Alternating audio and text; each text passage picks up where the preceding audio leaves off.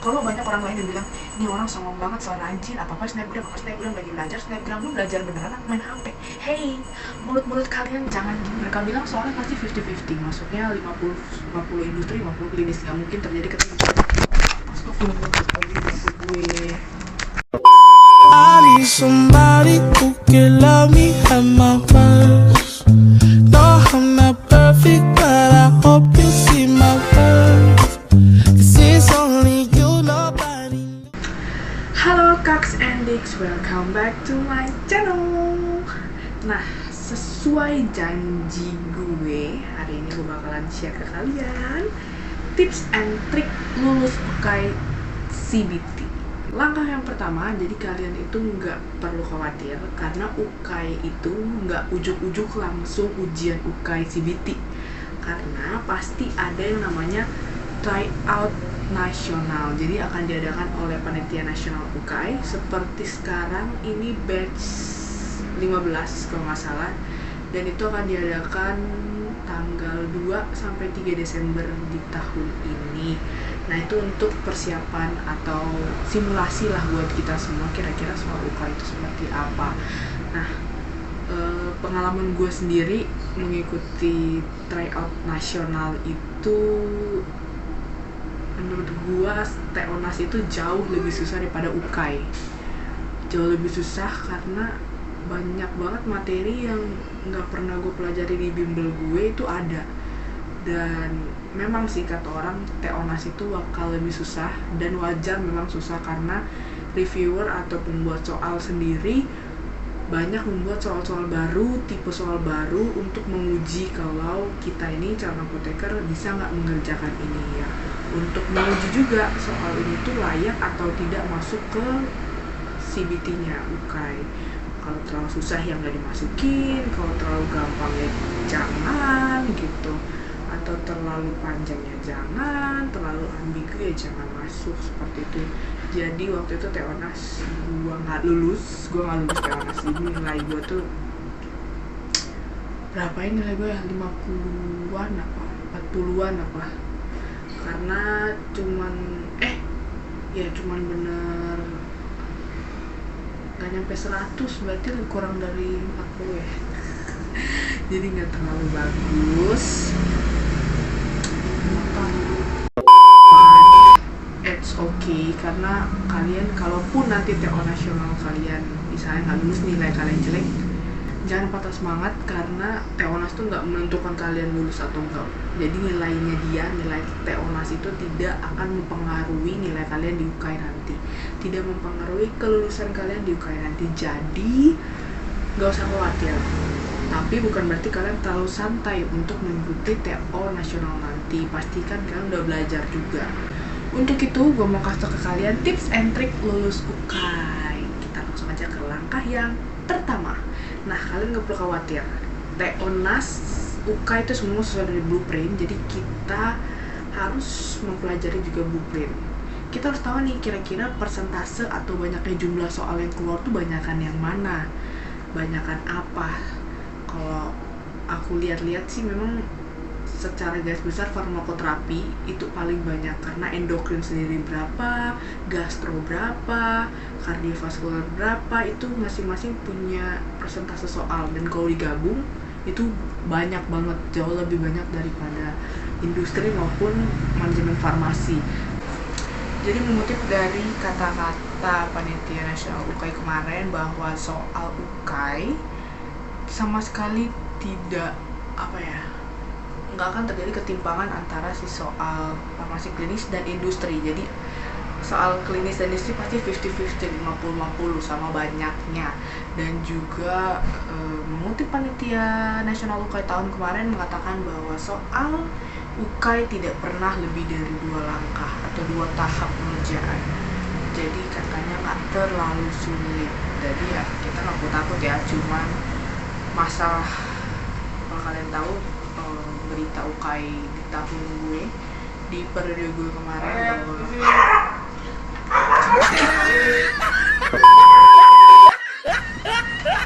oke, jadi ini tuh kayak banyak banget penghalang ya. Ya jatuh. gimana caranya kita untuk menaklukkan soal UKAI ini? Yang pertama adalah kita harus bagi waktu, alias spare time. Kita harus bagi waktu antara semua kegiatan kita. Misalnya sekarang nih kita lagi PKPA nih, kalian harus bagi waktu dengan PKPA kalian, tugas-tugas yang diberikan, ataupun hal-hal kegiatan lain di luar dari sekolah atau perkuliahan apoteker kalian. Kalian harus membagi waktu. Kenapa gue bilang harus bagi waktu? Karena untuk mempersiapkan UKAI itu nggak cukup untuk 1 bulan doang. Kalau memang kalian bisa start pas kalian baru mulai PKPA, atau kalian bisa start mulai dari kalian masuk apoteker, kenapa enggak? Karena apa? Banyak banget subjek atau materi dari apoteker yang akan diujiankan. Jadi kalian harus berpikir bahwa wah, diri gua tuh sebenarnya masih kurang banget, masih kurang belajar. Kenapa gua nggak mulai dari sekarang? Karena saingan gue gitu, saingan kita semua tuh bukan cuma 1 atau 2 orang, atau bukan cuma yang ada di dalam universitas kita, tapi di seluruh Indonesia. Kenapa harus bilangnya saingan? Supaya dalam hati kita tuh kita punya tekad yang kuat, kita punya keinginan yang kuat, willing yang kuat banget, supaya kita bisa lolos. Misalnya kalian harus cari motivasi lah gitu. Selain bagi waktu, kalian harus punya motivasi. Selanjutnya, yang kedua, kalian harus kontrol kekhawatiran kalian. Jadi controlling your mind and controlling your emotion. Kenapa harus mengontrol emosi dan mengontrol pikiran kalian? Karena gini, hal-hal negatif, pikiran negatif itu semua muncul pertama dari pikiran kita. Kalau pikiran kita mikirnya, aduh gue gak bisa, kayaknya gue gak bakal lulus, gue gak bisa belajar maksimal, itu yang akan dikeluarkan oleh pikiran kita dan yang akan ditangkap oleh seluruh tubuh kita. Jadi tubuh kita juga merasa gak mampu, merasa lemah, padahal sebenarnya kita mampu. Usaha kita tuh udah maksimal banget, tinggal pikiran kita yang harus kita kontrol. Karena banyak banget orang yang khawatir, dia juga merasa panik, dia juga merasa kayak aduh banyak materi yang gue masih gak tahu nih. Nih misalnya gini, pada saat UKAI nanti udah tinggal H-2, ini gue saranin ya, H-1 UKAI udah tutup buku, udah gak usah belajar. Pagi atau siangnya bolehlah try out atau belajar soal-soal sedikit, tapi pas malam atau sore udah close the book, close everything, and then you just rest, take rest, just sleep, tidur yang cukup, istirahat yang cukup. Kenapa?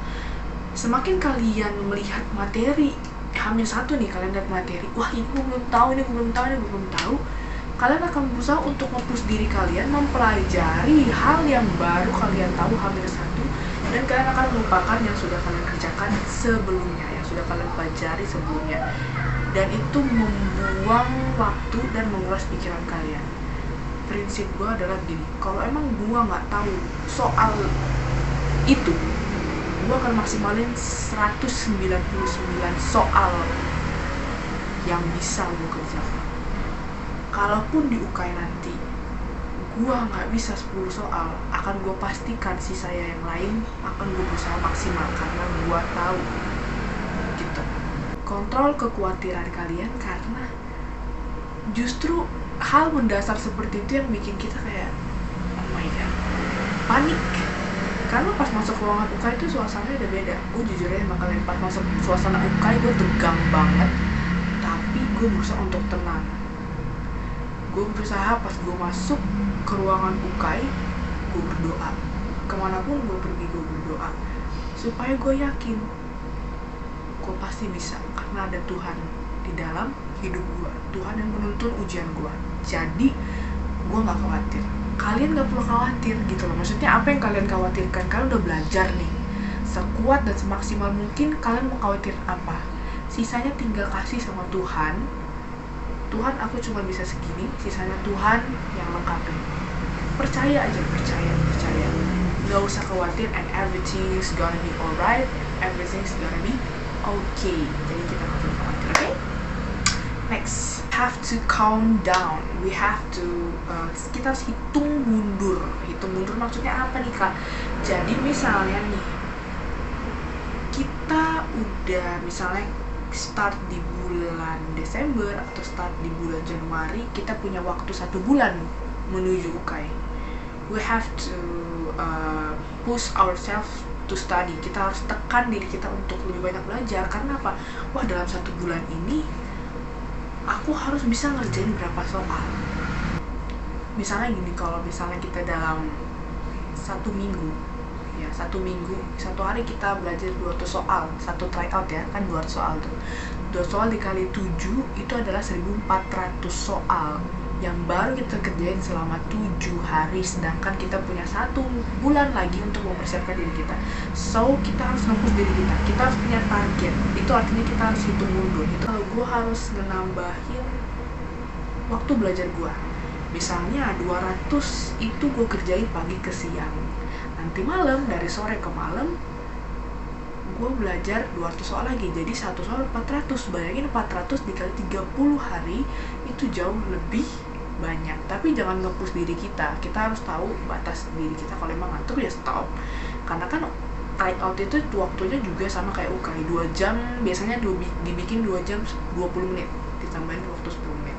Nah, kita harus hitung mundur. Kita harus tahu nih, kita harus punya target. Latihan soal gua sebelum UKAI ada, gua harus 50.000 soal misalnya. Tapi gua 1 hari cuma 2 soal, masih belum nyampe dong. Nah, gua harus nge-push berapa soal 1 hari untuk mencapai target gua gitu. Kalau dibilang seberapa efektif latihan soal, menurut gua efektif banget, sangat efektif. Karena apa? Gue nggak bilang soal tryout ada banyak yang keluar di UKAI, 1-2 ada, pasti ada yang sama dari tryout yang kita udah kerjakan. Tapi sebenarnya kalau kalian telaah lagi, banyak banget soal UKAI yang cuman diubah dikit doang dari si tryout ini. Kenapa? Karena semua tipe soal itu sebenarnya sama. Kalau di compare sama, cuman bedanya yang satu nanya A, yang diketahui B, yang ini yang satu diketahui B, ditanya A. Kalau kita compare, kita gabung, kalau kita ngerti ini dari pembahasan soal yang ada, kita mengerti, pembahasan tryout yang ada, kita mengerti. Ketika kita diubah atau dimodifikasi, kita jadi tahu, karena kita udah tahu dasarnya, kita udah tahu metodenya, kita udah tahu kuncinya, keywordnya, seperti itu. Next, tahap yang keempat adalah lakukan grading. You know grading? Grading itu kayak baca contoh-contoh soal, mempelajari contoh-contoh soal yang banyak keluar. Gue saranin, gue itu cara belajarnya waktu kayak kemarin 1 bulan. Kalau gue 1 bulan belajar teori, alias gue ngerangkum semua materi apoteker, bukan hanya materi UKAI, materi apoteker yang udah gue kerjain dan gue pelajari. Gue ngerangkum, gue membaca, gue mengerti, ada yang juga gue hafal. Seperti antibiotik itu kita harus hafal, karena kan kalau antibiotik lu nggak hafal percuma. Antibiotik harus dipakemin betul di sini, pakemin. Gue mau belajar hafal 1 bulan, and then tersisa 1 bulan setelahnya. Nah, itu karena UKAI diundur ya, jadi waktu itu UKAI diundur 2 kali. Nah, tapi bulan kedua, jadi 1 bulan itu waktu zaman PKPA, gue udah sambil ngerangkum, sambil belajar. Nah, setelah bulan selanjutnya PKP gue udah selesai. Nah, itu gue tinggal mempermantap latihan-latihan soal sampai akhirnya UKAI terrealisasi sekitar 2 bulan setelahnya, kalau nggak salah ya. Nah, itu 2 bulan tuh full gue latihan soal, mempermantap apa yang udah gue ingat gitu sih. Grading itu kayak bukan melevelkan ya, menempatkan posisi kita udah seberapa jauh pahamnya grading. Misalnya gini, kamu tahu kamu lemah di farmakoterapi dari hasil tryout atau latihan-latihan soal yang kamu kerjakan. Oh, gue masih lemah di farmasi klinis. Oke, kita perdalam terus farmasi klinis. Oh, gue masih lemah di farmasi industri. Oke, kita pelajari farmasi industri. Jadi kita harus lakukan grading dalam diri kita. Kita harus tahu kelemahan kita, kekuatan kita di mana. Jadi ketika kita tahu kelemahan kita, oh di sini kita memperbaiki. Tapi jangan lupa materi lain, jangan lupa untuk diingat gitu. Jangan sampai udah kelemahannya kita kuasai, yang kemarin jadi kelebihan malah kita malah down, kita turun karena kita terlalu fokus sama yang ini. Gue selalu mikir kayak gini, kalau gue nggak buka buku malam ini, gue lagi scroll TikTok, terus temen gue belajar, mereka jauh lebih paham daripada gue. Apakah gue bisa lulus UKAI? Apakah gue bisa lulus UKAI dibanding mereka? Apakah nilai gue jauh lebih bagus daripada mereka kalau gue nggak belajar? Udah pasti jawabannya enggak. Jadi pas gue kalau waktu itu dosa banget rasanya kalau main game terus ya, main game TikTok kan terus, scroll TikTok tuh gue senang banget. Cuman pas gue melihat snapgram temen lagi belajar, kelompok belajar, hati gue tuh langsung tersentak. Gue harus bangun, ambil buku, belajar, subuh belajar. Di saat itu gue ngeliat snapgram itu, gue langsung belajar. Jadi itu merupakan ajakan yang bagus ya sebenarnya. Jadi another tips and trick adalah kalau lo lagi belajar, please snapgram. Kenapa? Itu tuh kayak men-trigger orang untuk belajar juga, temen lu supaya belajar juga. Gue akuin itu, gue ngeliat temen gue belajar, itu sangat men-trigger gue untuk belajar. Gue ngerasa kayak, wah dia aja belajar kenceng-kenceng, gue sibuk enak-enakan scroll TikTok, apakah gue bisa menghadapi UKAI? Jadi menurut gue, kalau banyak orang lain yang bilang, ini orang songong banget, so rajin, apa-apa snapgram lagi belajar, snapgram lu belajar beneran apa main HP? Hey, mulut-mulut kalian jangan julid. Itu merupakan trigger yang bagus.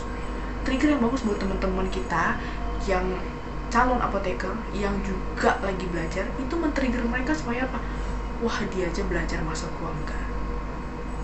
Gitu. Itu sangat men-trigger dan itu sangat membantu gua waktu gua UKAI kemarin. Dan akhirnya gue nggak mudah patah semangat. Misalnya kayak, gue udah capek baca soal ini, gue udah capek ini, kayaknya gue tetap aja nggak ngerti di soal-soal ini, gue tetap aja nggak ngerti di subjek ini, gue harus gimana?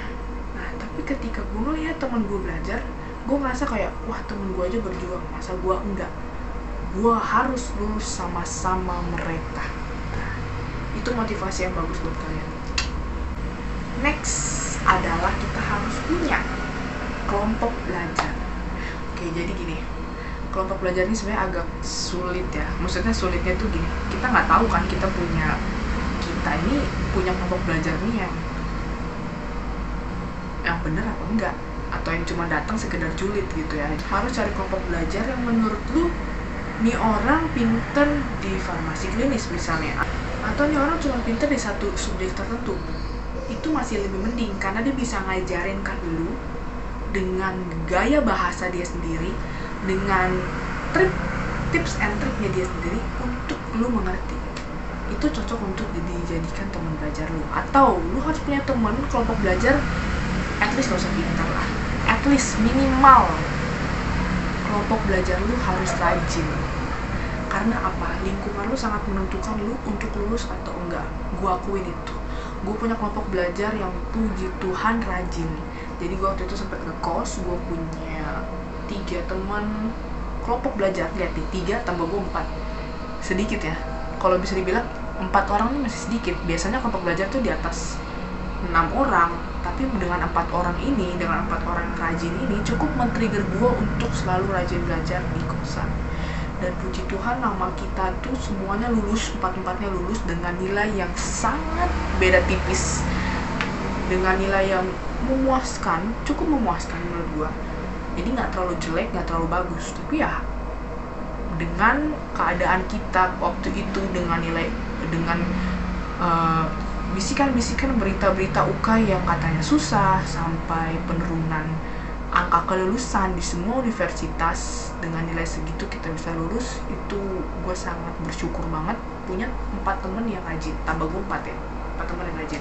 Bukan berarti gue gak rajin, tapi gue tipe orang yang akan jauh lebih ambisius dan lebih rajin lagi kalau temen gue juga mempunyai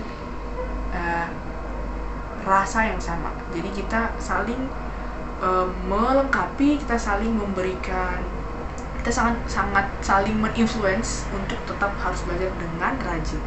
Jadi cari kelompok belajar, cari orang yang bisa diajak berdiskusi, bisa sharing, bisa bagi ilmu, dan cari orang yang menurut gue ya, lu jangan cari orang yang sombong deh kalau belajar deh, jangan cari yang pelit ilmu deh gitu ya, karena agak susah sih kayak gitu ya. Maksudnya gue kalau kita ketemu orang kayak gitu tuh kita jadi bingung mau nanya juga, dia jawabnya sepatah dua kata, tapi kira dia bingung kita jawab dengan baik gitu. Gue 4 orang doang nih kelompok belajar, tapi itu menurut gue sangat efektif, nggak terlalu banyak dan nggak terlalu sedikit. Jadi 4 orang ini tuh punya masing-masing bidang keahlian gitu yang menurut gue, kan kita udah mentok banget nih, misalnya 3 orang ini mentok banget nih, kita ngitung nih kita sampai nggak ketemu, tapi ini 1 orang bisa aja nemu dengan logika dia. Jadi ada yang logikanya encer, ada yang tipe enggak gitu ya, jadi nggak apa-apa juga gitu. Ada juga orang yang ngerti industri, misalnya perhitungan manajemen farmasi, dia udah pakem banget nih. Atau ada yang udah ngerti banget sama soal antibiotik, ada juga yang udah paham banget nih sama tips and trick gitu kan. Kita saling melengkapi. Tapi tipe belajar kita berempat berbeda. Berbedanya gini, kalau teman gue yang satu, dia tuh otaknya encer, jadi nggak setiap saat belajar kayak gue. Tapi dia kalau sekali dia nyatet di situ, dia belajar saat itu, dia ingat. Kalau gue tuh nggak bisa ngingat dalam 1 atau 2 kali pengulangan. Kalau dia bisa, jadi beda-beda. Dan kita cara belajarnya tuh gini, kita masing-masing kita akan try out atau latihan soal sendiri tanpa bertanya, tanpa buka buku. Dan di akhir pas lagi bahas soal, kita akan langsung nanya, gue salah di sini nih, ini kenapa ya? Walaupun kita udah tahu nih kunci jawabannya segini nih, tapi menurut kita, wah masuk akal, kok bisa nih yang gini nih. Kita diskusikan bersama, kita diskusikan sampai hal itu clear, sampai dari akar-akarnya clear. Itu baru namanya kelompok belajar. Bolehlah dikit-dikit gosip, bolehlah dikit-dikit tiktokan, bolehlah scroll tiktok, scroll IG, sesekali ngobrol, but that's okay. Tapi yang penting intinya adalah porsi belajar kalian tuh jauh lebih banyak daripada refreshingnya.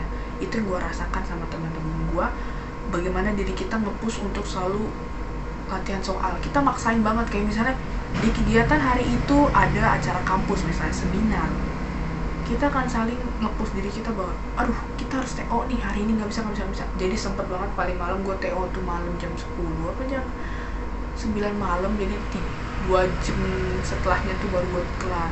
Ada juga yang mereka TO malam-malam, subuh-subuh, mereka pagi-pagi TO juga. Jadi kita sangat menekan diri kita untuk hari ini kita punya target, kelompok belajar kita harus latihan soal 200 per hari gitu. Jadi temukan kelompok belajar kalian yang cocok sama kalian. Gue nggak bilang harus benar-benar perfect, gue nggak bilang harus sama-sama dengan kepribadian kita, enggak. Tapi yang setidaknya saling melengkapi. Bolehlah teman lu sesekali menyebalkan ya, tapi kan menyebalkannya dia itu membuat efek positif buat lu untuk lu belajar, terus belajar ya why not? Kenapa enggak? Gitu, karena tujuan akhir kalian sama-sama untuk lulus UKM gitu guys. Next adalah yang tadi gue bilang, latihan dari sekarang bukan besok. Kalau lu mikir kayak gini, gue latihannya besok aja deh, pokoknya masih lama ini, masih 2 bulan lagi atau masih 3 bulan lagi, udah nanti aja deh gue nongkrong dulu deh, atau gue ke mall dulu deh, refreshing dulu deh, capek nih kalau gue belajar dulu gitu. Yang harus lu pikirin yang tadi gue bilang, teman lo lagi belajar, udah duluan belajar, kira-kira lo tuh sepintar apa dan seencer apa otak lu sampai lu bisa menyatakan lu bisa lulus. Persen lulus lu jauh lebih rendah dari temen lu yang lagi belajar sekarang.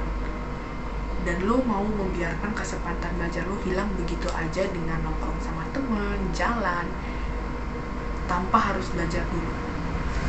Itu sih yang harus lu pikirin. Motivasi, udah gue bilang dari tadi, motivasi. Kalau gue jujur, untungnya teman-teman waktu itu lagi covid, dan teman-teman gue juga bukan tipe orang yang pengen jalan mulu. Jadi gue di kosan itu jarang banget keluar rumah. Paling pun keluar rumah cuma beli sayur, beli perlengkapan bulanan, belanja bulanan gitu. Dan untuk latihan soal dan semuanya kita lakukan sama-sama. Jadi gue banyak banget ikut bimbel sih gue cuma ikut 2 ya, sama tryout juga gue ikut banyak banget. Dan menurut gue kalian harus bikin checklist boxes, kayak checklist kayak gini. Jadi gue di laptop tuh gue nempelin kertas kayak gini ya, kertas kayak gini yang isinya tuh adalah semua tryout yang pernah gue ikutin. Jadi gue ngelis tuh tryout yang semua gue ikutin beserta pembahasannya kan. Gue simpen kan, masih di laptop gue simpen nih. Gue akan mengulangi kembali. Setiap hari pasti ada soal yang gue pelajari, gue kerjakan, dan gue bahas pembahasannya juga. Misalnya kayak gini. Jadi waktu itu ada tryout internal UTA 2 kali. Gue juga pernah ikut bimbel pintar UKAI, bukan bimbel ya, sorry, latihan soal. Nah ini gue tempel sih sebelumnya di di laptop gue nih ya. Ini guys ya nih. Jadi ada banyak banget checklist boxes sorry. Jadi banyak yang gue checklist seperti ini. Yang gue checklist yang udah nih. Jadi banyak banget gue ikut bimbel tryout latihan soal, misalnya pintar UKAI, king UKAI, spirit UKAI, tuntas UKAI, bot UKAI, obat UKAI, belajar obat, RX UKAI, company UKAI. Nih banyak banget nih, dan itu bukan cuma 1 kali doang tryoutnya guys. Jadi bisa sampai 6-7 kali tryout. Jadi bayangin udah berapa kali tryout yang gue pelajarin dalam beberapa bulan. Ini yang belum gue catet. Ini gue bikin checklist boxesnya ini pas hamin 2 minggu kayaknya, apa hamin 3 minggu lah gue bikin, karena masih banyak yang belum gue pelajarin. Jadi gue harus bikin target. Nah harusnya dari awal, cuman gue gak pernah kepikiran bikin begini. Jadi gue kepikiran waktu terakhir kenapa gue gak bikin gitu.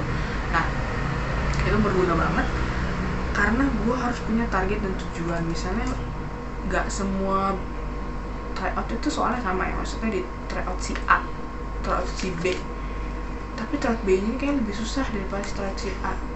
Wah bahaya nih, kenapa gue masih menganggap tryout ini masih lebih susah? Harusnya gue bisa, gue pelajarin, gue akan lebih push belajar terus untuk tryout ini. Padahal gue nggak tahu nih soal kayaknya begini apa enggak, cuman gue mempersiapkan diri gue untuk soal-soal lainnya yang lebih susah daripada yang ini, kayak gitu.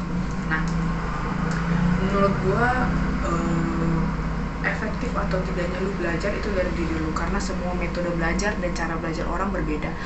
Kalau gue waktu itu tetap di bimbel, belajar bimbel juga, dan gue itu cara belajarnya agak sedikit berbeda. Gue harus ngerangkum dengan bahasa gue sendiri, atau gue harus kasih singkatan, harus gue kasih kode-kode atau hal-hal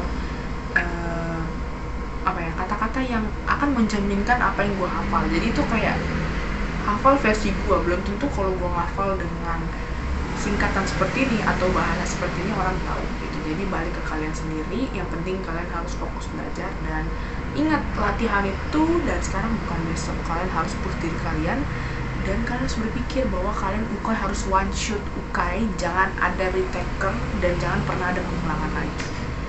Nah next adalah kalian harus minta restu dan doa dari keluarga, teman, partner, apapun itu semuanya. Minta doa restu, karena apa? Saat ini kalau lu udah semuanya lu pelajarin dan lu masih merasa diri lu kurang maksimal, yang harus lu banyakin apa sih? Yang harus lu banyakin adalah ibadah lu, amal lu.